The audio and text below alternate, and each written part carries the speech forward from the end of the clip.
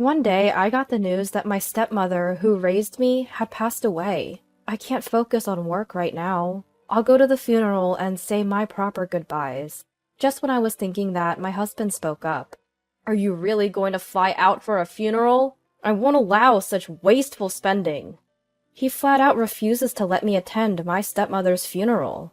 Even worse, he ignores my desperate pleas and denies the importance of my stepmother's life. I won't back down. No matter what anyone says, I'm going to see my stepmother.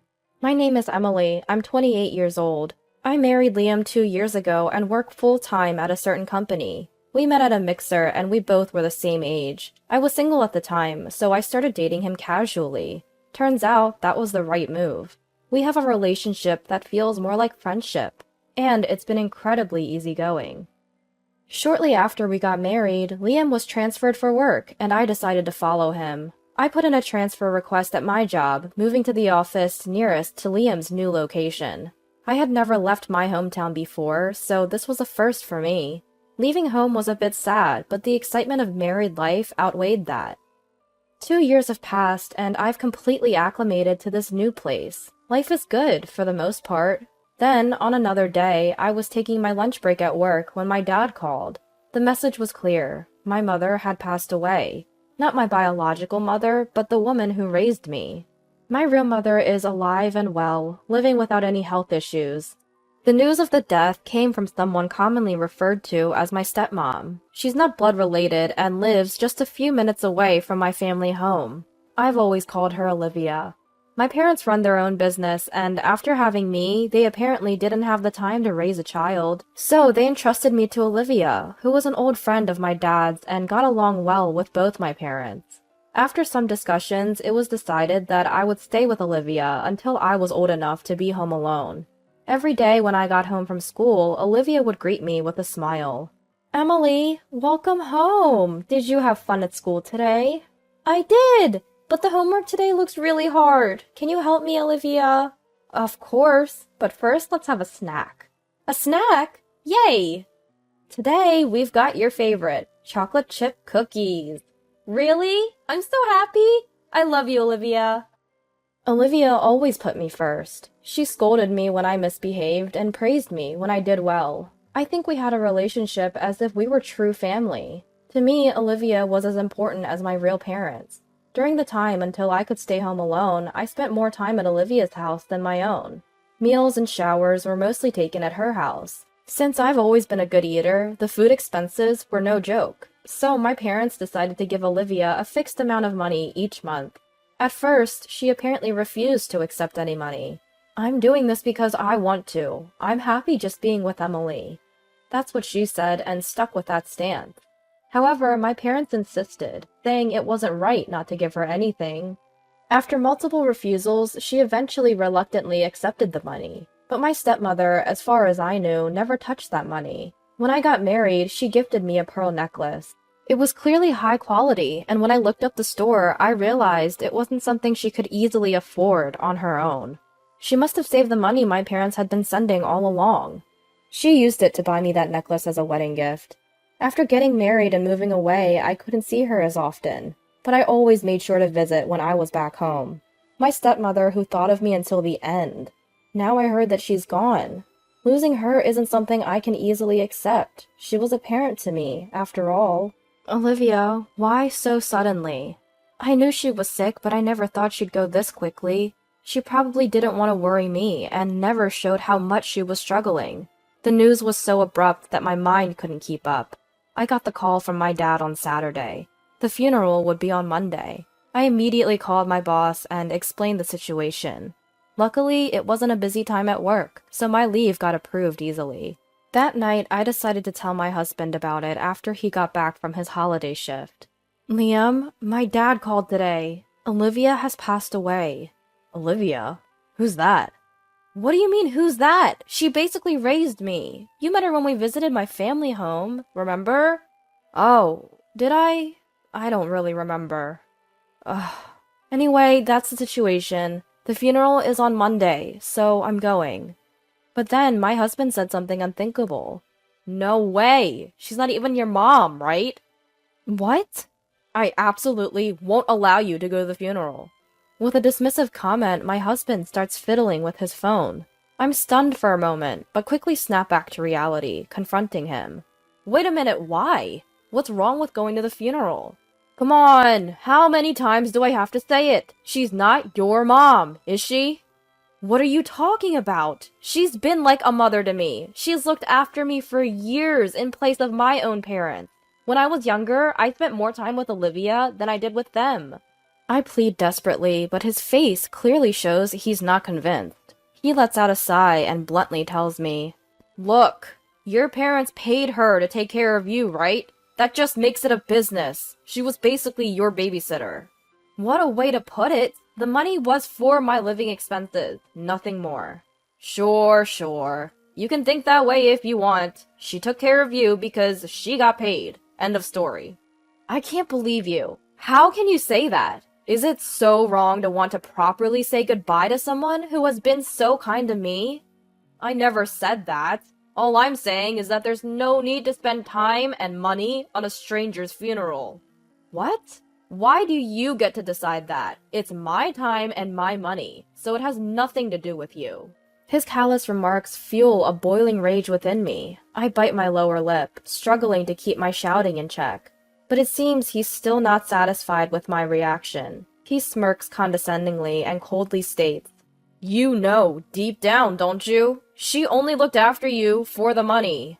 That's not true. Don't speak ill of Olivia. You're really stubborn. Just make sure you don't go to that funeral. If you do, you won't be forgiven.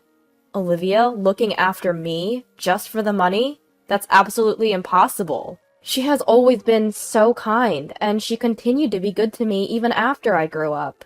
Ultimately, we didn't speak the rest of the day and retreated to separate rooms. The next day, I decided to try talking to my husband again. His face looked stern, maybe still carrying the weight of last night's argument.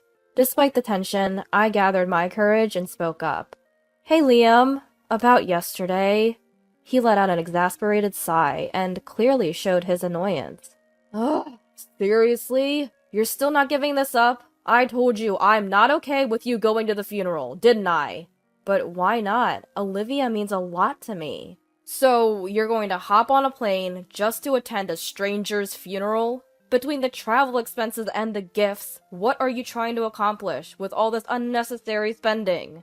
How is it unnecessary? It's all needed, and I'm the one paying for it. I'll attend the funeral on Monday and be back by Tuesday. I stood my ground, but his reaction didn't change. In fact, he seemed more agitated by my response. Can you just stop? Our money is our money. I'm working overtime and even on weekends, and you're reducing our savings with your frivolous endeavors. Frivolous endeavors? Are you serious? She's already passed, hasn't she? Just move on. You're not going to see her again. At the sight of my husband's dismissive smile, I reached my breaking point. I glared at him and stated firmly in a low voice, I'm going to Olivia's funeral, Liam, whether you like it or not. Didn't you hear what I just said? It's a waste of money. That's not the point. At my raised voice, my husband's shoulders flinched. Hey, what's with the yelling all of a sudden? It's because you keep saying terrible things. Would you not go to your own parents' funeral? So you're saying Olivia isn't your real mom, huh? Olivia is my mom, okay? She's just like a mom to me. You have no clue how much time I've spent with her, so stop making assumptions. Fine, whatever. Do what you want. After packing a few days' worth of clothes into a bag, my husband stormed out of the house. Meanwhile, I started packing for my trip home. Simple, subdued dresses for the funeral filled my suitcase. It was tough to leave without my husband's understanding, but now's not the time for that. I headed to the funeral without waiting for him to return. I caught a flight Sunday night to attend the Monday funeral. I was supposed to come back on Tuesday, but the urge to sort things out with my husband made me return Monday night. I couldn't forgive what Liam had said. Even though we're married, I don't want this tension between us to last forever. I quickly headed back home. Maybe, just maybe, he's already returned. It was late, so I opened the door quietly. Then, unfamiliar red pumps caught my eye in the entrance. I heard unfamiliar laughter from a young woman coming from the living room. I carefully took off my shoes and tiptoed down the hall. Peering through the glass door, I saw my half-dressed husband with an unknown woman. What the... Liam, what are you doing? I was so taken aback I couldn't think straight, but I knew the situation was not normal. While standing there shocked, I heard their conversation. Hey, Liam, are you sure it's okay to bring me to your house? Won't your wife find out? It's fine. She's at some old lady's funeral right now. And you always said you wanted to come over, right? Yeah, but what if we get caught? I can't afford to pay alimony if it comes to a divorce. You're with me almost every day. Don't you have financial issues? Well, yeah, I've been splurging on you. So if it comes to alimony in a divorce, it's gonna be bad. Jeez, you're such a bad guy, Liam. You lie to your wife about working late, don't you?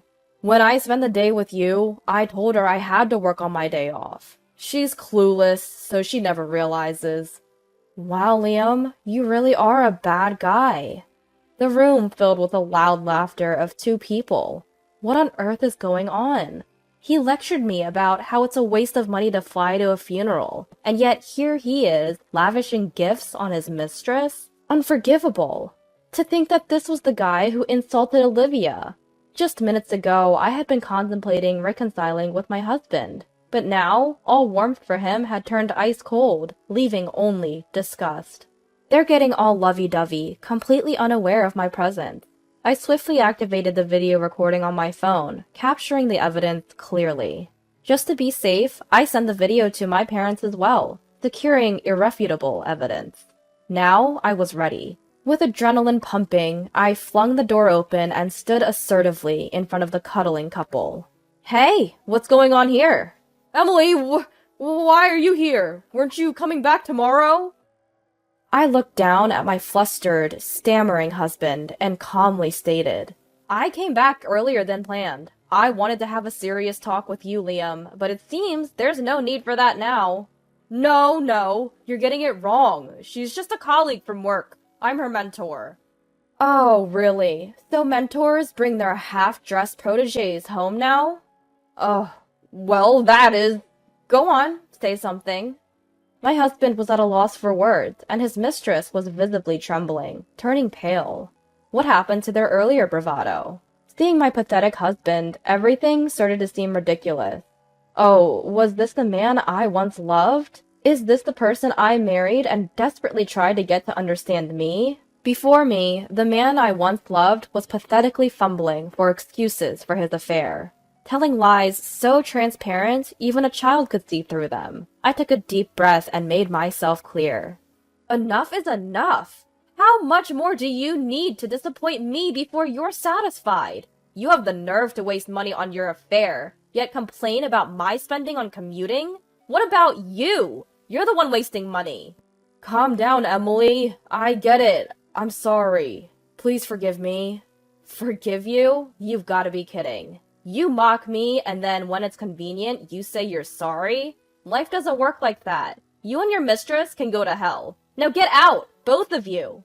I threw my husband and his half-naked mistress out of the house and locked the door. I also tossed their belongings and clothes off the balcony. For a while, they continued to shout in front of the house. When a neighbor came out to check, they found a half-dressed man and woman. Eventually, the police were called, and they ended up giving statements at the station. The news broke at work, resulting in his mistress losing her part-time job, and my husband being demoted to a less responsible department. He managed to keep his job, but has been calling in sick frequently, unable to bear the cold stares from co-workers. As for me, I packed my bags and went back to my parents' house immediately. A few days later, I consulted a lawyer for divorce mediation and spousal support. He's still resisting the divorce, but it's only a matter of time with all the evidence I have. Since coming back home, I've started working at the local branch I was at before. And with my stepmother's grave nearby, I'll be visiting more often. Olivia, I'll come see you often from now on. I said that as I stood in front of her resting place, hands pressed together in prayer.